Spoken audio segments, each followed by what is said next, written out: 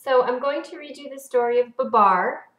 I figured that since you'll be reading an essay about it, you should at least have heard the story, if you haven't already. So here is the story of Babar.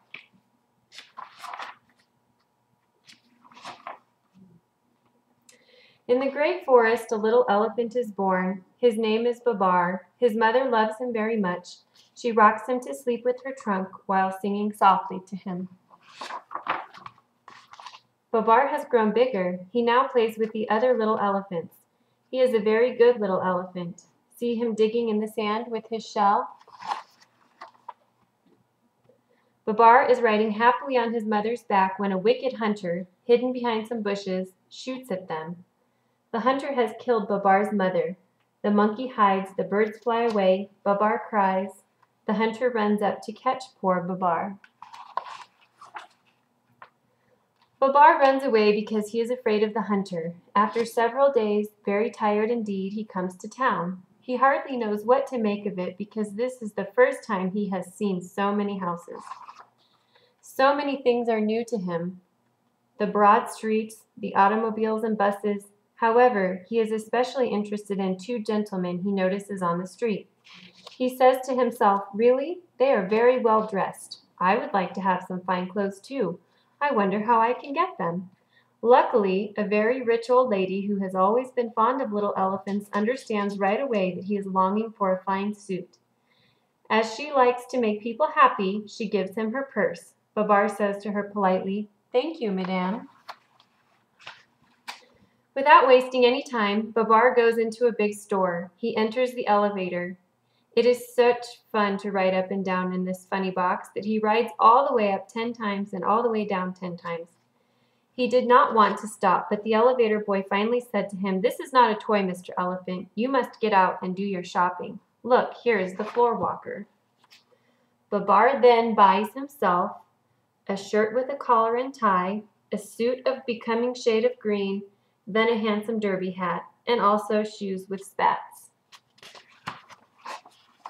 Well satisfied with his purchases and feeling very elegant indeed, Babar now goes to the photographer to have his picture taken. And here is his photograph. Babar dines with his friend, the old lady. She thinks he looks very smart in his new clothes. After dinner, because he is tired, he goes to bed and falls asleep very quickly. Babar now lives at the old lady's house. In the mornings, he does setting up exercises with her, and then he takes his bath. He goes out for an automobile ride every day. The old lady has given him the car. She gives him whatever he wants. A learned professor gives him lessons. Babar pays attention and does well in his work. He is a good pupil and makes rapid progress. In the evening, after dinner, he tells the old lady's friends all about his life in the great forest. However, Babar is not quite happy, for he misses playing in the great forest with his little cousins and his friends, the monkeys. He often stands at the window thinking sadly of his childhood and cries when he remembers his mother. 2 years have passed. One day during his walk, he sees two little elephants coming toward him. They have no clothes on. "Why," he says in astonishment to the old lady, "it's Arthur and Celeste, my little cousins." Babar kisses them affectionately and hurries off with them to buy some fine clothes. He takes them to a pastry shop to eat some good cakes. Meanwhile, in the forest, the elephants are calling and hunting high and low for Arthur and Celeste, and their mothers are worried. Fortunately, in flying over the town, an old marabou bird has seen them and comes back quickly to tell the news. The mothers of Arthur and Celeste have come to town to fetch them. They are very happy to have them back, but they scold them just the same because they ran away. Babar makes up his mind to go back with Arthur and Celeste and their mothers to see the great forest again. The old lady helps him to pack his trunk. They are all ready to start. Babar kisses the old lady goodbye. He would be quite happy to go if it were not for leaving her. He promises to come back someday. He will never forget her. They have gone. There is no room in the car for the mothers, so they run behind and lift up their trunks to avoid breathing the dust. The old lady is left alone. Sadly, she wonders, "When shall I see my little Babar again?" Alas, that very day the king of the elephants had eaten a bad mushroom.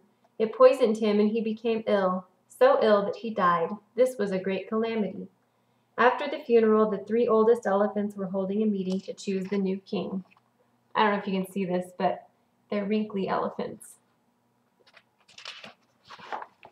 Just then they hear a noise. They turn around. Guess what they see? Babar arriving in his car, and all the elephants running and shouting, "Here they are, here they are. Hello, Babar. Hello, Arthur. Hello, Celeste. What beautiful clothes. What a beautiful car." Then Cornelius, the oldest of all the elephants, spoke in his quavering voice. "My good friends, we are seeing a king. Why not choose Babar? We are seeking a king. Why not choose Babar? He has just returned from the big city. He has learned so much living among men. Let us crown him king." All the other elephants thought that Cornelius had spoken wisely, and eagerly they await Babar's reply. "I want to thank you, one and all," said Babar, "but before accepting your proposal, I must explain to you that while we were traveling in the car, Celeste and I became engaged. If I become your king, she will be your queen. Long live Queen Celeste! Long live King Babar!" cried all the elephants without a moment's hesitation, and thus it was that Babar became king. "You have good ideas," said Babar to Cornelius. "I will therefore make you a general, and when I get my crown, I will give you my hat. In a week I shall marry Celeste. We will then have a splendid party in honor of our marriage and our coronation." Then turning to the birds, Babar asks them to go and invite all the animals to the festivities, and he tells the dromedary to go to the town and buy some beautiful wedding clothes. The wedding guests begin to arrive. The dromedary returns with the bridal costumes just in the nick of time for the ceremony. After the wedding and the coronation, everyone dances merrily. The festivities are over, night has fallen, the stars have risen in the sky. King Babar and Queen Celeste are indeed very happy. Now the world is asleep, the guests have gone home, happy though tired from too much dancing. They will long remember this great celebration. And now King Babar and Queen Celeste, both eager to further adventures, set out on their honeymoon in a gorgeous yellow balloon. The end.